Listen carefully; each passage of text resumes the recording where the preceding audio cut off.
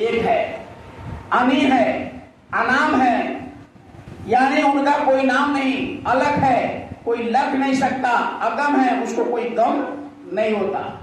वैसे अनामी महापुरुष को जो दर्शन करा दे, जो मिला दे, उनकी आवाजों को कान तक सुना दे, उसी को कहते हैं गुरु।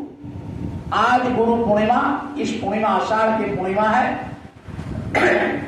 ये आषाढ़ की पूर्णिमा को पूरे भारत में जितने भी हमारे महापुरुष संत, जो धार्मिक लोग होते हैं, हमारे किसान, सब लोग आज अपने अपने तौर तरीकों से मठों में, मंदिरों में, मंदिर को धो करके, साफ करके, कीर्तन भजन, यहाँ हर जगह आज माहौल, पूरे हिंदुस्तान में ये ऋषि महर्षियों का देश है प्रेमियों।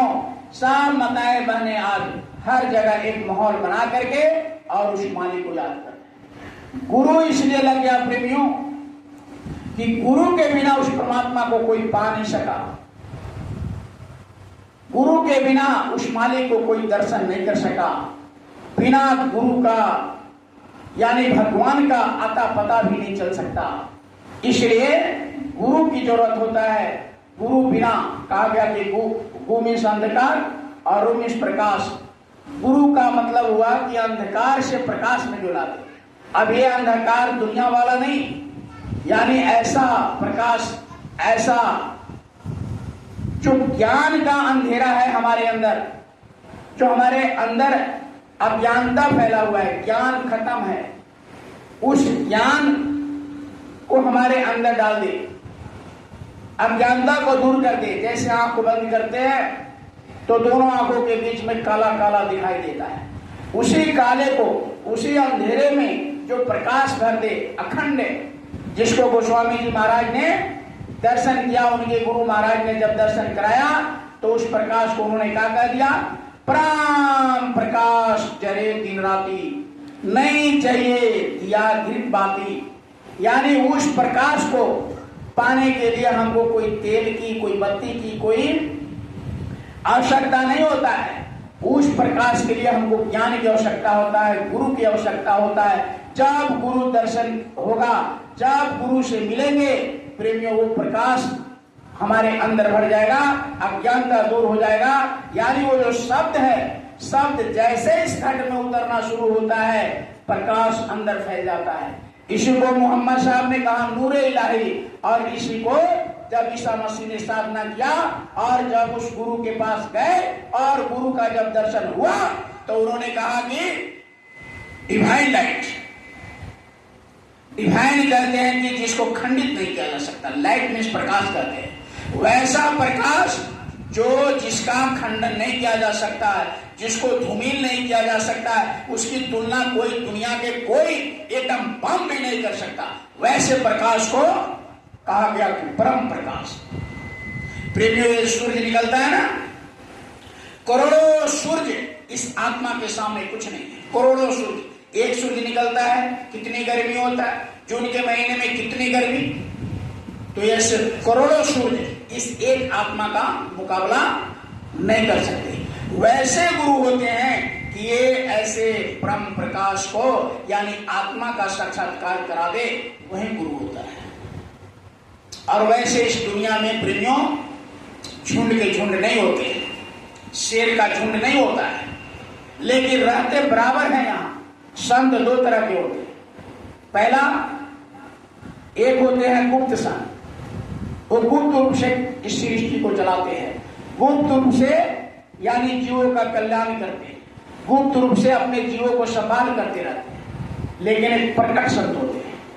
प्रकट संत कैसे होते हैं? जैसे गुरु महाराज को आपने देख रहे, जिनका तस्वीर आपके सामने गुरु महाराज का है, ये प्रकट संत थे। मीराबाई, पलटू साहब, भीखा साहब, दरिया साहब, कबीर साहब, गोस्वामी जी महाराज, ये सब प्रकट थे। और इन्होंने जैसे प्रकट संत के पास गए और उनकी आत्मा जागृत हुई, ये भी प्रकट हो गए। तो संत प्रकट यानी प्रकट का मतलब होते हैं वो नाम दान देते हैं, वो साधना कराते हैं, वो प्रचार प्रसार कराते हैं, दुनिया के जीवों को जगाते हैं, दुनिया के जीवों को दुनिया से मोड़ करके अपने पास बैठा करके उनको सत्संग रूपी यानी कहा कि सत्संग जल जो जीव पावे और मैल आई सब कट कर जावे।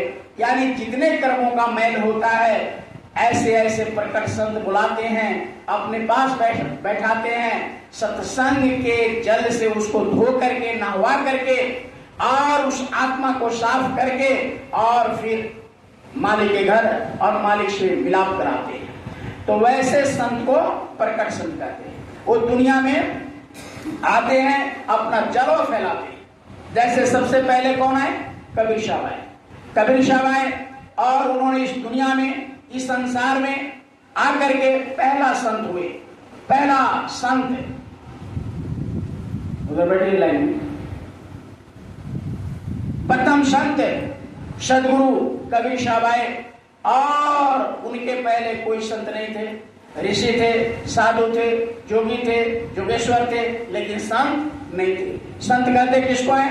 संत उसी को कहते हैं जो अपनी आत्मा को जगा करके उस मालिक, उस प्रभु से जोड़ देते हैं, उसी को संत कहते हैं। तो उनके पहले कोई संत नहीं, जोगी, यानी कोई पहला चक्र तक चले गए, कोई नाभि चक्र तक चले गए, कोई इंद्रिय द्वार तक चले गए, कोई हृदय चक्र तक चले गए, कोई कंठ तक चले गए। इसी के नीचे रहते थे जोगी, जोगेश्वर और साधु मुनि। लेकिन दोनों आंखों के मध्य भाग में जहां जीवात्मा बैठी है वहीं पर आत्मा को जगा करके और उस मालिक से मिला दे, वही उसी की आत्मा महान हो जाती है, उसी को महात्मा कहते हैं। तो महात्मा को पार हो जाते हैं कि जीवों को परमात्मा से जोड़े, यानी ऊपर बैठे परमात्मा, नीचे बैठे आत्मा, इस दोनों के कड़ी को जोड़ने वाले को कहते हैं महात्मा। महात्मा कोई बाल को नहीं, दाढ़ी को नहीं, वेशभूषा को नहीं। बहुत आजकल साधु ये पढ़ा करके जो घूम रहे वो केवल जोगी, जोगेश्वर और मुनि हो सकते हैं। संत तो बिरला कोई होते हैं, करोड़ों में एक होते हैं। इस धरती पर दोनों प्रकट संत और गुप्त संत बराबर रहते हैं। अगर इस धरती से अगर दोनों चला जाए ये धरती रह ही नहीं सकता, संभाल करते रहते हैं चुप चुप। गुप्त संत, उनका नाम है गुप्त, कोई उसको पहचान नहीं सकते। उसी के बारे में गोस्वामी जी महाराज ने कहा कि जो कहा संत को चीना, गोस्वामी हाथ कान पर दीना। कहे कि जो कहते मैं संत को पहचान लिया, संत को देख लिया, संत को समझ लिया, संत को जान गया, तो गोस्वामी जी महाराज ने कहा कि मैं अमृत से कान को बंद करता हूं। ये मानने वाली बात नहीं है। कोई महात्मा को पहचान ही नहीं सकता। जाने अपने गुरु महाराज को देखिए, पूरे गुरु महाराज ने 60 साल तक मथुरा से आज ही के दिन से शुरुआत किया था गुरु महाराज ने सत्संग। आज कौन दिन है? आज कौन तारीख है?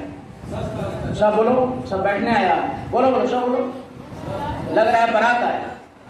वो आवाज में बैठो, गुरु पूर्णिमा है और दिल दिमाग को गुरु के चरणों में रखो।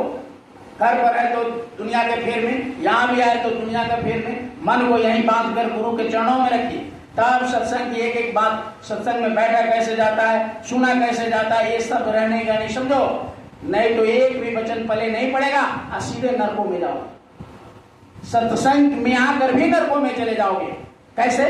जैसे नानक साहब के जीव चले गए थे। गुरु नानक साहब एक बार जब उन्होंने ध्यान में लगा करके अपने देखे कि कितने को मैंने नाम दान दिया और कितना ने सुमरन किया, कितना भजन किया और कितना साधना करके अपने धाम को चले गए, तो उन्होंने देखा कि एक जीव हमारे नरक में चले गए।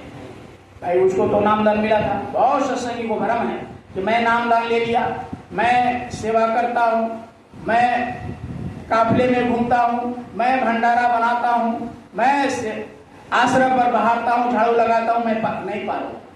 बिना भजन का कोई इस दुनिया से नहीं गया है, न जा सकता है। आपको भजन में बैठना पड़ेगा 4-4 घंटा, 5-5 घंटा, जितना समय मिले। उस शब्द को जब तक आप बैठकर नहीं सुनोगे, कोई दुनिया का ताकत आपको नरक से नहीं बचा सकती, 4 खान 84 लाख जोनियों से नहीं बचा सकते। इसलिए प्रेमियों, ये गुरु पूर्णिमा महापुरुषों ने क्यों बनाया? इसलिए नहीं बनाया कि आकर के बैठ करके 2-4 शब्द सुनो और चले जाओ, फिर जो मन करे सो करो। मन को मारने के लिए महापुरुषों ने गुरु पूर्णिमा बनाया। गुरु के चरणों में अपने मन को बांध दो, इसके लिए गुरु पूर्णिमा बनाया। और एक एक शब्द आप सुन करके उस पर अमल करेंगे तो आज के दिन गुरु महाराज ने कहा कि दया का बरसात होता है। देखो मौसम तो सत्संग जहां होता है, ब्रह्मा विष्णु महेश सारे देवी देवता हम लोग से पहले आकर के विराजमान होते हैं। हम लोग भी 4 बजे यहाँ आया भोर में